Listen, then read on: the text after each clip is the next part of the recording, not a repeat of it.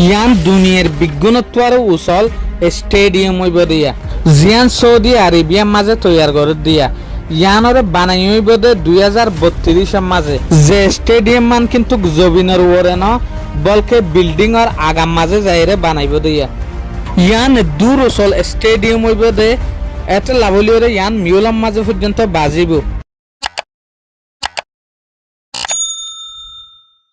নিয়ম sky stadium যে stadium মান হরে বানাইব দে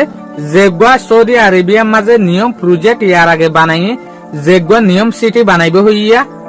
এ লাইনিয়ান মাঝে বানাইব দিয়া ইয়ান জমিনতু 350 মিটার ওরে হইব দিয়া ইয়ানি একখান বিল্ডিং এর সকলের বিল্ডিং এর ওর টালা মাঝে হইব দিয়া ইয়ানি 1150 ফিট ওরে